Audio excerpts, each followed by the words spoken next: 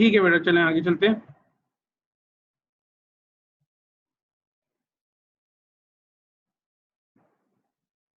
अच्छा, अब बात करते हैं हम लोग ये आर्किटेक्चर स्टाइल प्रोवाइड करता है आप लोगों को फ्लेक्सिबिलिटी, ठीक है, कि अलग अलग टीम एक कंप्लीट आपके पास प्रोजेक्ट पे काम कर सकती हैं। जैसे प्रेजेंटेशन का प्रोजेक्ट है तो उसके ऊपर मल्टीपल यूआई के डेवलपर्स बैठ के काम कर सकते हैं। जैसे आप लोगों के पास आप लोग मल्टीपल व्यू दिखाना चाह रहे हैं, मल्टीपल आप लोग यूआई दिखाना चाह रहे हैं। लेट सपोज आप लोग रिएक्ट की एप्लीकेशन भी बना रहे हैं, आप लोग रिएक्ट नेटिव का काम भी करवा रहे हैं, उसके अलावा आप लोग एचटीएमएल सीएसएस पे भी कुछ पेजेस बनवा रहे हैं। तो अलग अलग यूआई की टीम्स बैठ के एक प्रोजेक्ट पे काम कर सकती हैं। तो ये आप लोगों को ये आर्किटेक्चर स्टाइल ये फ्लेक्सिबिलिटी दे रहा है कि इसके ऊपर मल्टीपल टीम्स बैठ के एक काम को अंजाम दे सकती हैं। ठीक है, तो आगे चलते हैं। अच्छा, पहले आप लोग ये चीज क्लियर कर लें, ये चीज मुझे भी बहुत बाद में क्लियर हुई थी, आप लोगों को मैं इस लेक्चर के अंदर ये चीज क्लियर करवा दूंगा कि टेयर और लेयर में क्या फर्क है। तो 3 टेयर आर्किटेक्चर जो हम बोल रहे हैं, 3 tier architecture between tiers and layer के अंदर हम लोग ये चीज देखते हैं। टेयर आप लोगों की सिंपली क्या चीज है, physical separation of your app component. ठीक है, इसमें क्या हो रहा होता है, आपके पास सिंपली आप लोग अपने जो कंपोनेंट्स हैं, जैसे आप लोगों के प्रोजेक्ट है, प्रेजेंटेशन आप लोग किसी और सर्वर पे होस्ट कर दें, और डेटाबेस आप लोग किसी, जैसे मैं एग्जांपल दूंगा, डेटाबेस आप लोगों की एप्लीकेशन का आप लोग होस्ट कर दें गोडीडी के ऊपर, और प्रेजेंटेशन आप लोग होस्ट कर दें होस्टिंगर के ऊपर, और आप लोग अपना बिजनेस लॉजिक जो है वो किसी और सर्वर के ऊपर होस्ट कर दें। तो ये मल्टी टेयर आर्किटेक्चर हो गया। ठीक है, ये 3 अलग अलग टेयर्स के ऊपर आपने अपनी चीजों को रखा। ठीक है ना, अगर आप लोग सिर्फ एक ही सर्वर के ऊपर इन तीनों को एक साथ होस्ट कर दोगे तो ये 1 टेयर के अंदर मल्टी लेयर आर्किटेक्चर हो जाएगा। ठीक है, आप लोग यहाँ पे देख सकते हैं, मैंने यहाँ पे थ्योरी भी लिखी है। A tier is simply the physical separation of your app component. ठीक है, लेयर क्या करता है, layer act as more logical separated that exist to separate and organise your actual code. ठीक है, आपके पास मल्टी लेयर काम चल तो रहा है, आप लोगों ने अलग अलग प्रोजेक्ट बना लिए हैं। ठीक है, लेकिन वो एक ही कंप्यूटर के ऊपर एक ही सर्वर के ऊपर होस्ट हुए हुए हैं। तो वो मल्टी लेयर्ड आर्किटेक्चर तो है, लेकिन वो सिंगल टेयर के ऊपर होगा। टेयर आप लोगों की फिजिकल सेपरेशन ऑफ कंपोनेंट्स होता है। किस तरह, आप लोगों के पास एक सिस्टम के ऊपर कुछ और चीज होस्ट हुई है, दूसरे सिस्टम के ऊपर आप लोगों के पास डेटाबेस की लॉजिक होस्ट हुई है, किसी सिस्टम के ऊपर आप लोगों ने बिजनेस लॉजिक होस्ट की हुई है, चौथे सिस्टम के ऊपर आप लोगों ने दूसरे कंपोनेंट्स को होस्ट किया हुआ है। तो आपके पास ये मल्टी टेयर आर्किटेक्चर हो गया। ठीक है, तो ये चीज टेयर और लेयर के अंदर कंफ्यूजन क्लियर हुई आप लोगों को बेटा? यहां तक बात क्लियर है आप लोगों को?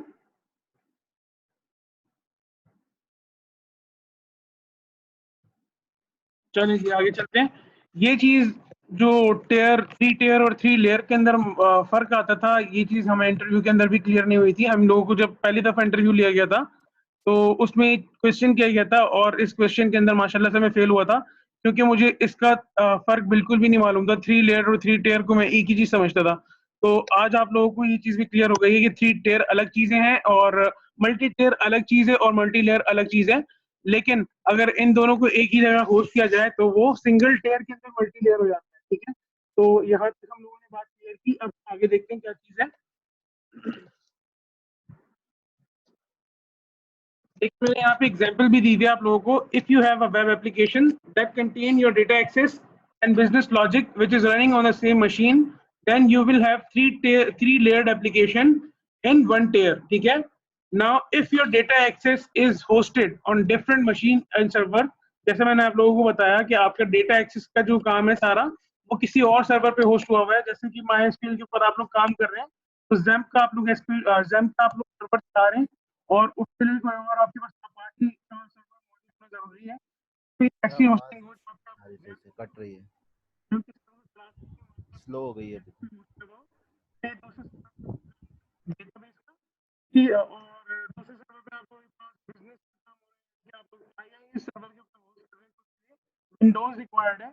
तो ये दूसरे सर्वर पे आप लोगों की बिजनेस लॉजिक होस्ट हुई है। नोट के आप लोगों की React की या आपकी एंगुलर की एप्लीकेशन चलती है, तो आप लोगों की प्रेजेंटेशन जो है, आप लोगों की जो यूआई है वो किसी और सर्वर पे होस्ट की गई है। तो ये मल्टी टेयर में आ गया, अलग अलग टेयर के ऊपर ये काम हो रहा है। ठीक है, तो यहाँ तक हम लोगों ने एग्जाम्पल के साथ बात क्लियर की। यहाँ तक किसी को कोई क्वेश्चन, यहाँ तक किसी को कोई परेशानी?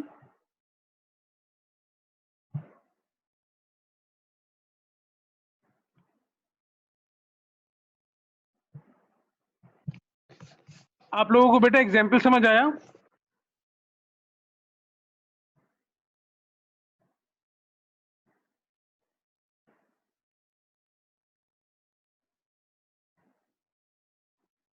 चलिए मैं वापस से बता देता हूँ इस एग्जाम्पल को।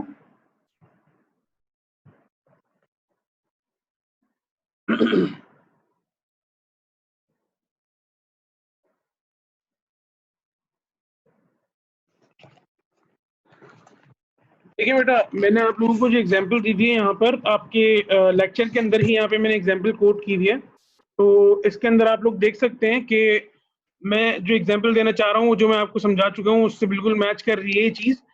देखें, अगर मैंने यहाँ पे लिखा हुआ भी, if you have a web application that contains your data access and business logic which is running on the same machine or server, then you will have three-layered application in one tier। ठीक है, तो आपका जो सारा काम हुआ हुआ है, आपके पास डेटा एक्सेस का काम हुआ हुआ है, आपके पास सारा क्या बोलते हैं उसका बिजनेस लॉजिक का काम हुआ हुआ है, आपकी प्रेजेंटेशन भी है, वो सिंगल मशीन के ऊपर या सिंगल सर्वर के ऊपर, सेम सर्वर के ऊपर होस्ट हुई हुई है सारी एप्लीकेशंस। तो ये क्या कहलाएगा? ये थ्री टेयर या multi layer architecture, three layer या मल्टी लेयर आर्किटेक्चर और ना वन टेयर। ठीक है, ये आप लोगों की जो फिजिकल सेपरेशन हो रही है, आप लोग अलग अलग सर्वर पे जो एप्लीकेशन होस्ट कर रहे हो, कि आप लोगों की प्रेजेंटेशन किसी और सर्वर के ऊपर होस्ट हुई हुई है, आपकी जो क्या बोलते हैं बिजनेस लॉजिक है वो किसी और सर्वर के ऊपर होस्ट हुई हुई है, आपका डेटाबेस किसी और सर्वर के ऊपर होस्ट हुआ हुआ है। तो ये चीज कहलाती है आप लोगों की फिजिकल सेपरेशन। ठीक है, फिजिकल सेपरेशन में जब जो चीज होस्ट हुई होगी तो ये मल्टी टेयर या आपके पास थ्री टेयर आर्किटेक्चर कहलाएगा। ठीक है, तो हम लोग इसको एन टेयर भी कह लेते हैं कभी कभी, जब हम लोग थ्री से ऊपर चीजें ले जाते हैं अपने कंपोनेंट्स को, अपनी एप्लीकेशन के कंपोनेंट्स जो होते हैं उसको हम थ्री कंपोनेंट से ऊपर भी ले जाते हैं। जैसे प्रेजेंटेशन लेयर हो गई आप लोगों की, डेटा एक्सेस लेयर हो गई, बिजनेस लॉजिक लेयर हो गई, उसके अलावा आप लोग कोई और लेयर में इंट्रोड्यूस करवा दें, जैसे सिक्योरिटी की लेयर, या आप लोगों के पास कोई कॉमन लेयर जो आप लोग सारे कंपोनेंट्स के साथ यूज कर रहे हो, या इसके अलावा भी मल्टीपल और लेयर्स आप लोग इंट्रोड्यूस करवा दें, तो ये आप लोगों की एंड लेयर आर्किटेक्चर में आ जाएगा। ठीक है, तो एन लेयर आर्किटेक्चर आप लोगों को यहाँ पे चीज क्लियर होती है। ये सारा किस चीज के ऊपर बेस करता है? एक क्लाइंट सर्वर आर्किटेक्चर के ऊपर बेस करता है। ठीक है, अब आगे चलते हैं। आप यहाँ तक बात क्लियर हुई बेटा? यहाँ तक सबको क्लियर है? ये एग्जाम्पल क्लियर है बेटा सबको?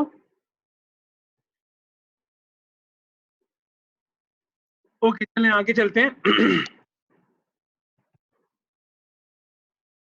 अच्छा, बेसिकली आप लोगों के पास जो थ्री टेयर आर्किटेक्चर है, थ्री लेयर आर्किटेक्चर है, वो बेस करता है तीन कंपोनेंट्स के ऊपर। ठीक है, जैसा कि मैंने आप लोगों को बताया, presentation layer, business logic layer और डेटा एक्सेस लेयर। ठीक है, प्रेजेंटेशन लेयर के अंदर आप लोग देखेंगे सारा का सारा यूजर इंटरफेस का काम। जैसे आप लोग अगर करना चाह रहे हैं तो वो स्मार्ट फोन के ऊपर आप लोग शो करना चाह रहे हैं, तो सारा काम कहाँ पे आएगा? प्रेजेंटेशन लेयर के अंदर आएगा। आप लोग शो करवाना चाह रहे हैं किसी जावास्क्रिप्ट के फ्रेमवर्क के ऊपर, जैसे रिएक्ट हो गया, या आपके पास एंगुलर हो गई, जो लैंग्वेज है जावास्क्रिप्ट का जो फ्रेमवर्क है उसके ऊपर आप लोग शो करना चाह रहे हैं, तो ये सारा काम कहाँ पे आएगा? जहाँ पे भी आप लोग यूआई का काम करेंगे वो प्रेजेंटेशन लेयर के अंदर सारा काम आएगा। ठीक है, उसके अलावा आप लोगों के पास होती है बिजनेस लॉजिक लेयर, जहाँ पे आप लोग अपने बिजनेस रूल्स लिखते हैं, बिजनेस पॉलिसीज लिखते हैं, अपनी लॉजिक लिखते हैं सारी, वो सारा काम आता है आप लोगों का बिजनेस लॉजिक लेयर के अंदर। ठीक है, जो आप लोगों का बिजनेस रूल्स लिखे जाते हैं जहाँ पे। ठीक है, उसके अलावा डेटा एक्सेस लेयर आप लोगों की क्या चीज है? डेटा एक्सेस लेयर के अंदर आप लोग सारा काम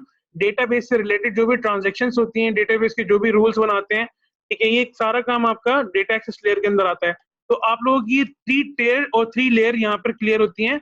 इसके अलावा जो भी आप लोग टेयर, जो भी आप लोग लेयर ऐड करना चाहेंगे, जैसे मैं आप लोगों को एग्जाम्पल दे रहा था, अगर आप लोग सिक्योरिटी ऐड करना चाह रहे हैं, सिक्योरिटी की लेयर अलग से ऐड करना चाह रहे हैं, तो फिर एन लेयर या एन टेयर आर्किटेक्चर पर चला जाएगा। ठीक है, तो हम लोग थ्री टियर इसको इस वजह से कहते हैं कि इसमें ये तीन चीजें मौजूद होती हैं। बेसिकली आप लोगों के पास प्रेजेंटेशन लेयर होती है, उसके अलावा बिजनेस लॉजिक लेयर होती है और डेटा एक्सेस लेयर होती है। प्रेजेंटेशन लेयर के अलावा कभी कभी हम लोग एप्लीकेशन लेयर भी कह लेते हैं। जब हम लोग वेब एपीआई पे काम कर रहे होते हैं तो हम हमारे पास कोई प्रेजेंटेशन नहीं होती, क्योंकि वेब एपीआई सिंपल एक आप लोगों को मिडिल वेयर प्रोवाइड करता है कि आप लोग अपनी एपीआई को यूज करते हुए मल्टीपल प्रेजेंटेशन बना सकें। आप लोग वही एपीआई यूज करते हुए एंड्रॉइड की एप्लीकेशन बना सकें, आप लोग वही एपीआई यूज करते हुए डेस्कटॉप एप्लीकेशन बना लें, और मल्टीपल एप्लीकेशन आप लोग उस एपीआई से क्रिएट कर सकें। तो ये हम लोग एप्लीकेशन लेयर भी कह लेते हैं प्रेजेंटेशन लेयर को, जब हम उसके अंदर प्रेजेंटेशन का कोई काम नहीं करते, सिंपल हम लोग एपीआई और वेब सर्विसेज का काम कर रहे होते हैं। तो यहाँ तक बात क्लियर है बेटा? आगे चलें, ये एग्जाम्पल आप लोगों को समझ आई है?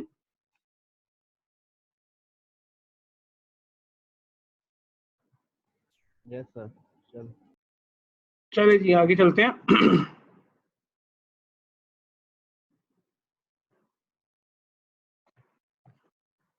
ये डायग्राम देखें बेटा, प्रेजेंटेशन लेयर, प्रेजेंटेशन टेयर के अंदर टॉप मोस्ट लेवल होती है ये एप्लीकेशन की, ठीक है। इसके अंदर आप लोगों के पास सारे यूजर इंटरफेसेस होते हैं और मेन फंक्शंस होते हैं इंटरफेस के, जो कि आप लोगों के यूजर से इंटरेक्ट करवाते हैं आपके एप्लीकेशन को, ठीक है। लॉजिक लेयर जो आप लोगों की बिजनेस लॉजिक लेयर कहलाती है, इसके अंदर सारा आपके पास बिजनेस लॉजिक का काम हो रहा होता है, लॉजिकल डिसीजंस बन रहे होते हैं, कैलकुलेशंस परफॉर्म हो रही होती हैं, ये सारा आप लोग काम करते हैं बिजनेस लॉजिक लेयर के अंदर, ठीक है। उसके बाद आप लोगों के पास होती है डेटा टेयर एप्लीकेशन, जहाँ पे आप लोग अपने डेटाबेसेस को मैनेज करते हैं, डेटाबेस की ट्रांजैक्शंस को मैनेज करते हैं, ये सारा काम आपका डेटा टेयर के अंदर हो रहा होता है। तो ये डायग्राम आप लोग देख लीजिएगा, बहुत आसान है और इसके अंदर विजुअलाइजेशन भी बहुत अच्छी दी हुई है कि आप लोगों के पास यहाँ पर डेटा है, गेट और सेल्स जो भी है, और उसका जो है सारा कैलकुलेशन यहाँ पर भी बिजनेस लॉजिक लेयर के ऊपर जो भी आपने डेटा मंगवाना है वो डेटा टेयर से मंगवाया और बिजनेस लॉजिक के ऊपर कैलकुलेशन अप्लाई करके यूजर को सारा कुछ आउटपुट दिखा दिया। हम अभी जो एग्जांपल देखने वाले हैं, जो हम लोग परफॉर्म करेंगे इस लैब के अंदर, वो आप लोगों को क्लियर कर देगा, ठीक है। आगे चलते हैं। अच्छा, इसकी फीचर्स देख लें आप लोग। हम टी टेयर आर्किटेक्चर इसलिए यूज करते हैं कि ये सिक्योर है, ठीक है। हर टेयर आप लोगों की अलग अलग आप प्रोजेक्ट के ऊपर बेस करती है, हर लेयर आप लोगों की अलग अलग एक प्रोजेक्ट है, ठीक है। इसके अंदर क्या काम होता है, ये इजी टू मैनेज है, कॉम्प्लेक्सिटी आप लोगों की कम है, लूज कपलिंग है, ठीक है। किस तरह आप लोगों का प्रोजेक्ट बिल्कुल अलग है यूआई का, ठीक है। तो वहां पे सारे के सारे यूआई का काम आप अलग तरीके से कर सकते हैं, जो भी एडिशन करेंगे यूआई की, जो भी आप लोग यूआई का काम कर रहे होंगे, जैसे आप लोगों ने एमवीसी में देखा था काम सारा, कि आप लोग जो यूआई में चेंजेस कर रहे थे वो कोई रिफ्लेक्ट नहीं कर रही थी कहाँ पर, आपके मॉडल्स के ऊपर। इसी तरह यहाँ पे ये किसी चीज को, किसी दूसरी लेयर को नहीं छिड़ रहा होगा, जो भी आप चेंजेस कर रहे होंगे वो उसी लेयर तक, उसी प्रोजेक्ट तक आप लोगों के पास काम कर रहा होगा, ठीक है। तो ये आप लोगों के पास इजी टू मैनेज है, कॉम्प्लेक्सिटी आप लोगों की कम आती है इस आर्किटेक्चर को यूज करते हुए, इस आर्किटेक्चर स्टाइल को यूज करते हुए। इसके अलावा ये फ्लेक्सिबल है, आप लोग जो भी चीज इसके अंदर ऐड करना चाहें, स्केलेबिलिटी बढ़ाना चाहें अपनी एप्लीकेशन की, मतलब आप लोग जो प्रोजेक्ट्स का भी लोग आप काम कर रहे होंगे, जैसे कोई प्रोफेशनल प्रोजेक्ट पे आप लोग काम कर रहे हैं, आप लोग देखेंगे वो इस तरह का स्टाइल, आर्किटेक्चर स्टाइल फॉलो कर रहे होंगे कि वो वेब सर्विसेज बना रहे होंगे और फिर डेटा किसी और लेयर से मंगवा रहे होंगे वगैरह वगैरह। तो ये क्या दे रहा है आप लोगों को, फ्लेक्सिबिलिटी दे रहा है, स्केलेबिलिटी दे रहा है, ठीक है। आप लोग अपनी एप्लीकेशन के अंदर, लेयर के अंदर नई नई चीजें इंट्रोड्यूस करवा सकते हैं। इस हिसाब से ये आर्किटेक्चर स्टाइल बहुत ज्यादा मुफीद होगा। इसके अलावा आप लोग इस आर्किटेक्चर को कब और क्यों यूज करते हैं, तो मैंने इसलिए आप लोगों को एग्जांपल जो दी है सिक्योरिटी एप्लीकेशन की, कि आप लोग मल्टीपल तरीके से इस आर्किटेक्चर को यूज करते हुए सिक्योरिटी बढ़ा सकते हैं। जैसे अगर आप लोग फर्स्ट सिंगल टेयर आर्किटेक्चर के ऊपर काम कर रहे हैं, मल्टीपल लेयर तो हैं, मल्टीपल प्रोजेक्ट्स के अंदर आप लोगों की एप्लीकेशन डिवाइड हुई हुई है, लेकिन वो सिंगल मशीन के ऊपर आप लोगों के पास होस्ट हुई हुई है। अगर अटैक आता है, आप लोगों के पास अगर अटैक आया, तो आप लोगों की प्रेजेंटेशन लेयर के ऊपर, जो आप लोगों का प्रेजेंटेशन का प्रोजेक्ट होगा, उसके ऊपर वो अटैक महदूद रहेगा, दूसरे प्रोजेक्ट्स उससे चिड़ेंगे नहीं, क्योंकि वो अलग अलग सेपरेट प्रोजेक्ट्स हैं, ठीक है। और अगर सिक्योरिटी और बढ़ाना चाहें तो आप लोग इन लेयर्स को मल्टीपल टेयर के ऊपर होस्ट कर दें, मल्टीपल सर्वर्स के ऊपर होस्ट कर दें, कि आप लोगों के पास अगर सिवियर अटैक भी आता है, कि अगर आपका सर्वर टेक डाउन किया जाए प्रेजेंटेशन लेयर वाला, तो वो दूसरे सर्वर्स को अटैक ना कर सके, क्योंकि आप लोग किस तरह उस चीज को सपोर्ट कर रहे होंगे, ठीक है। तो ये सिक्योरिटी आप लोगों का बिग रीजन है इस आर्किटेक्चर यूज करने का। उसके अलावा मैंने एक और आप लोगों को बात बताई थी, इजी फॉर मॉडिफिकेशन, कोई भी चीज आप लोग अपने कंपोनेंट्स के अंदर मॉडिफाई कर सकते हैं, वो किसी और कंपोनेंट को अफेक्ट नहीं कर रहा होगा, ठीक है। और फिर आप लोग नई टेक्नोलॉजी कोई आप लोगों के पास आ रही है, जैसे फिंगरप्रिंट, आप लोगों के पास बायोमेट्रिक का जो स्कैनर होता है, वो आप लोग इम्प्लीमेंट करना चाह रहे हैं, उसकी अलग कोई लाइब्रेरीज होती हैं, अलग कोई सिस्टम होता है, तो उसके लिए एक और आप लोग कंपोनेंट बना के उसको इम्प्लीमेंट कर दे, तो ये स्केलेबिलिटी आप लोगों को दे रहा है। ये जो स्टाइल है, इसके अंदर आप लोग मल्टीपल कंपोनेंट्स अपने हिसाब से ऐड कर सकते हैं, ठीक है। तो इसके अंदर इजी टू मैनेजमेंट भी आ जाएगी और इसके अलावा फ्लेक्सिबिलिटी भी आ जाएगी। सिक्योरिटी आप लोगों के पास एक बिग टर्म है इसके लिए, ठीक है। तो आप लोग जो भी कोई नया स्केलेबल प्रोजेक्ट स्टार्ट कर रहे होंगे, वो इस आर्किटेक्चर स्टाइल पे स्टार्ट करेंगे, तो आप लोगों के पास आगे जाके मसले कम आएंगे, ठीक है। जब हम लोग आर्किटेक्चर के ऊपर बात कर रहे होते हैं बेटा, तो फिर हम लोग देखते हैं कि फ्यूचर के अंदर कोई चीज अगर आ रही हो, कोई हम लोग फ्यूचर के अंदर नई टेक्नोलॉजी ऐड करना चाहें, या कोई हम लोग इस तरह की चीजें ऐड करना चाहें अपने सिस्टम के साथ कोलैबोरेट करवाने के लिए, जैसे आईओटी हो गया या कोई और डिवाइसेस हो गई, तो हम लोग उस आर्किटेक्चर के अंदर इतनी स्पेस छोड़ते हैं कि वो दूसरी चीजों को सपोर्ट कर सके। ठीक है, तो ये आर्किटेक्चर जो है आप लोगों के पास, ये वाला मल्टी लेयर आर्किटेक्चर, मल्टी टेयर आर्किटेक्चर, ये इस चीज को सपोर्ट करता है कि आप लोग कोई नई चीज इसके अंदर ऐड कर सकें, नई टेक्नोलॉजीज ऐड कर सकें, इसके स्केल कर सकें। ठीक है, आगे चलते हैं। यहाँ तक बात क्लियर है बेटा? आगे चलें। जी सर।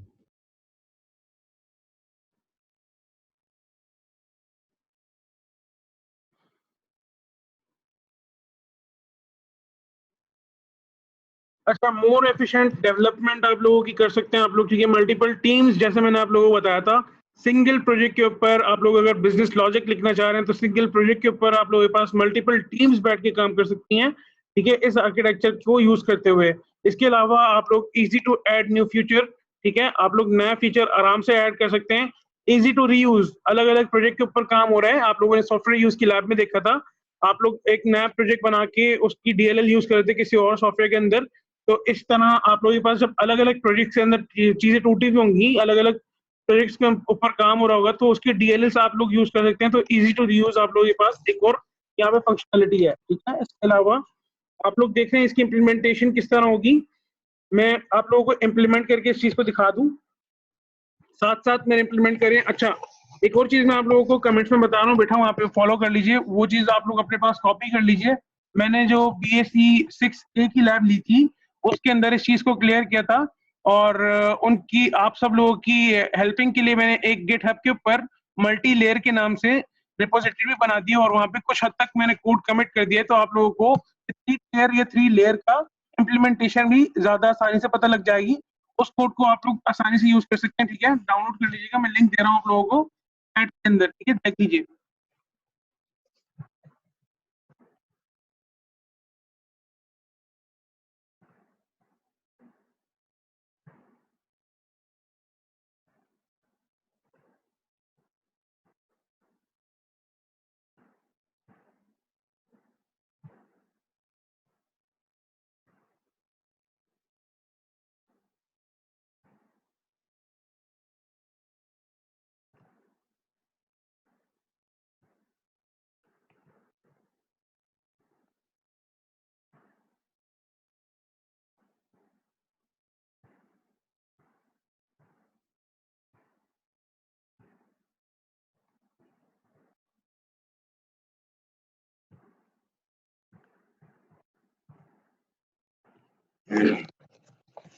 बेटा यहाँ पे देख लीजिए, मैं आप लोगों को गिटहब पे दिखा रहा हूँ, ये आप लोगों को गिटहब विजिबल है मेरी स्क्रीन के ऊपर।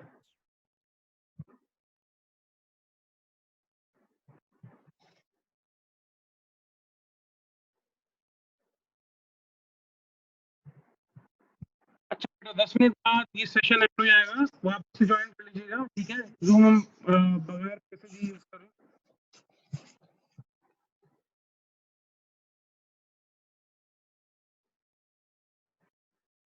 अच्छा जी, ये चीज आप लोगों को विजिबल है आप लोगों की स्क्रीन के ऊपर? Yes sir. इसमें देखिए आप लोग मल्टीटेल के अंदर आप लोग जब जाएंगे, यहाँ पे अलग अलग प्रोजेक्ट्स बनाए हुए मैंने, तो मैंने इसको एन टेयर के ऊपर, एन लेयर के ऊपर मैंने इंप्लीमेंट किया हुआ है। ठीक है, मैंने बिजनेस लॉजिक लेयर अलग बनाई हुई है, मैंने डेटा लॉजिक लेयर अलग बनाई हुई है। उसके अलावा मैंने मल्टी लेयर, हमारी प्रेजेंटेशन लेयर है, वो अलग बनाई हुई है, और मॉडल्स का प्रोजेक्ट अलग बनाया हुआ है। तो ये एन लेयर्ड आर्किटेक्चर है। ठीक है, तो मैं फॉलो कर रहा हूँ इस एग्जाम्पल के अंदर, तो मैंने आप लोगों को एग्जाम्पल दी हुई है। गिट पे मैंने ये सारा काम किया हुआ है, मैंने डेटाबेस से चीजें मंगवाई हुई हैं, डेटाबेस की ट्रांजैक्शन भी की हुई है, बिजनेस लॉजिक के अंदर भी काम किया हुआ है, और प्रेजेंटेशन के अंदर आप लोगों को चीजें शो करवाई हुई हैं। तो ये प्रोजेक्ट डाउनलोड करके चला के देख लीजिएगा। इसके लिए आप लोगों को रिक्वायर्ड होगा विजुअल स्टूडियो 2017 एंड अप। ठीक है, और 4.6 डॉटनेट फ्रेमवर्क, ये यूज करके देख लीजिएगा। एसक्यूएल सर्वर 2016 आप यूज कीजिएगा। अच्छा, अब हम आते हैं अपने इम्प्लीमेंटेशन के ऊपर। ठीक है, तो आप लोग इम्प्लीमेंटेशन देखिए यहाँ पे, मैं विजुअल स्टूडियो की स्क्रीन आप लोगों के साथ शेयर कर रहा हूँ।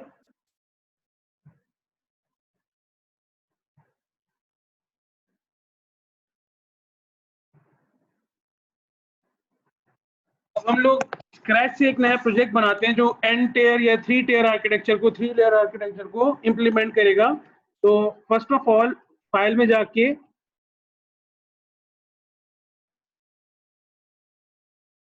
न्यू प्रोजेक्ट कर रहे हैं, ठीक है। हम लोग एक वेब एप्लीकेशन बनाएंगे छोटी सी, ठीक है। आप लोग देख सकते हैं मैं यहाँ पर सिलेक्ट कर रहा हूँ ASP.NET वेब एप्लीकेशन, ठीक है। इसको मैं नाम दे रहा हूँ लेट्स सपोज 3 लेयर डेमो,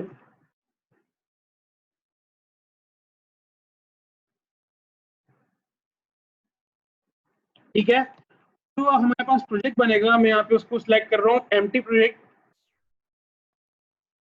और उसमें मैं ऐड करवाना चाह रहा हूँ वेब फॉर्म्स वगैरह, जो भी आप लोग ऐड करवाना चाहें, जिस तरह का आप लोग प्रोजेक्ट ऐड करना चाहें।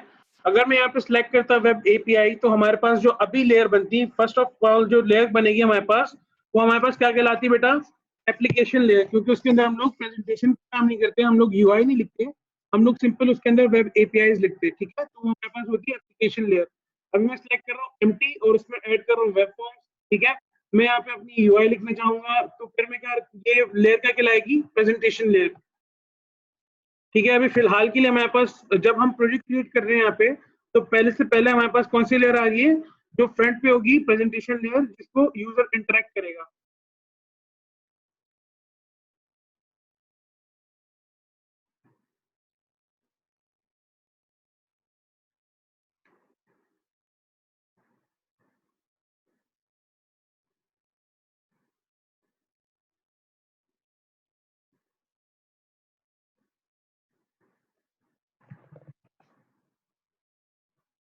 बेटा यहाँ तक किसी को कोई क्वेश्चन है, यहाँ तक क्लियर है सबको?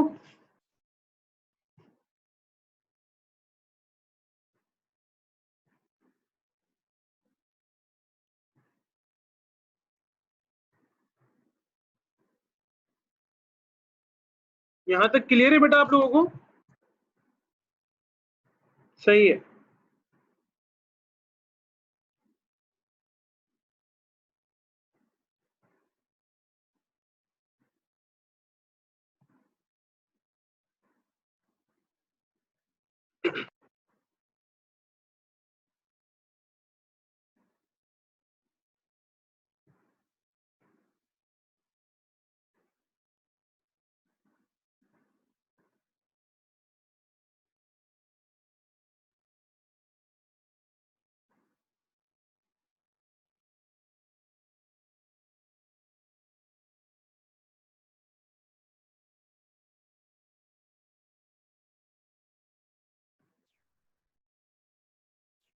अच्छा जी, यहाँ पर आप लोग देख सकते हैं सॉल्यूशन एक्सप्लोरर के अंदर सिंपल हमारे पास अभी सिर्फ और सिर्फ एक प्रोजेक्ट मौजूद है, जिसका नाम हमने लिखा हुआ है 3 लेयर डेमो, ठीक है।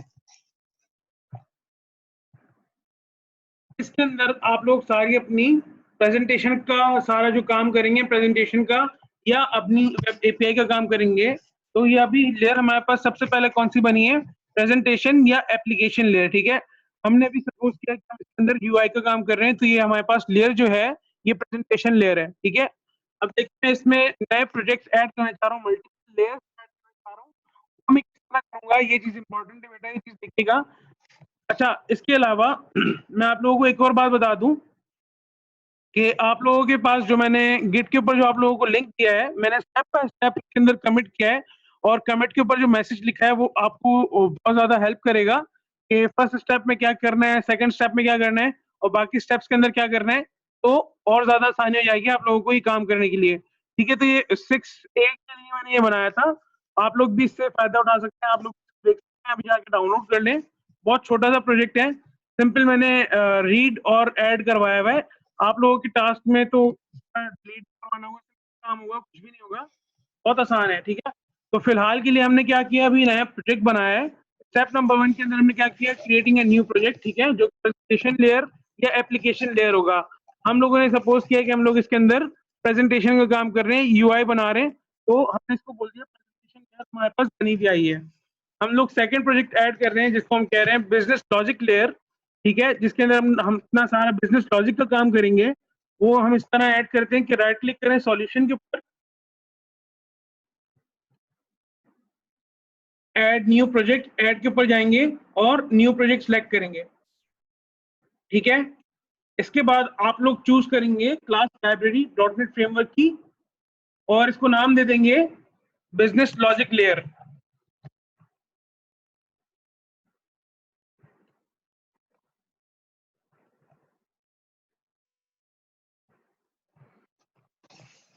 ठीक है, तो बेटा देखिए इसके अंदर एक और नया प्रोजेक्ट ऐड हो जाएगा इस सॉल्यूशन के अंदर। देखें हम लोग जो भी काम करेंगे प्रेजेंटेशन का वो 3 लेयर डेमो के अंदर होगा। जो भी हम लोग बिजनेस लॉजिक लिखेंगे, जो भी इम्प्लीमेंटेशन, जो भी रूल्स वगैरह लिखेंगे अपने बिजनेस लॉजिक के, वो सारा काम कहाँ पर होगा? जो हमने नया प्रोजेक्ट ऐड किया बिजनेस लेयर के नाम से एज अ क्लास लाइब्रेरी, हम सारी क्लासेस बनाएंगे उसकी और वो बिजनेस लॉजिक का काम करेंगे। तो यहाँ तक बात क्लियर है बेटा?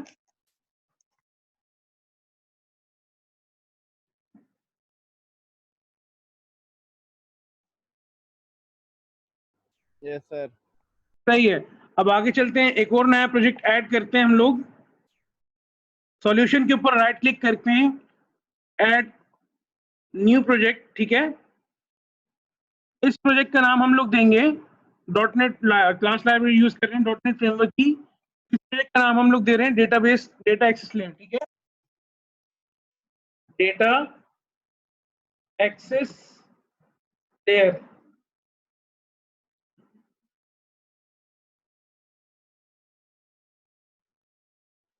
अच्छा, अब आप देख सकते हैं आप लोगों के पास सॉल्यूशन के अंदर 3 प्रोजेक्ट्स मौजूद हैं। आप लोगों के पास प्रेजेंटेशन का प्रोजेक्ट मौजूद है जिसमें हम लोग 3 लेयर डेमो के नाम से जानते हैं।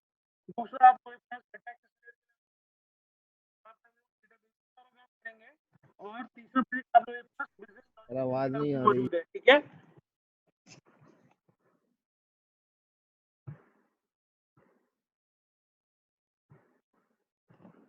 आवाज नहीं आ रही मेरी बेटा? ये सर अभी ये जो बस प्रोजेक्ट बनाने के बाद ना थोड़ा सा ऐसा लगा जैसे माइक दूर हो गया हो। अच्छा, कुछ मसला हो गया होगा, चलिए देख लें। अब हम सिंपल इसके रेफरेंसेस ऐड करने वाले हैं आपस में। प्रोजेक्ट के अंदर हम लोग एक दूसरे प्रोजेक्ट के रेफरेंसेस ऐड करेंगे कि कौन सा प्रोजेक्ट किसको एक्सेस करेगा।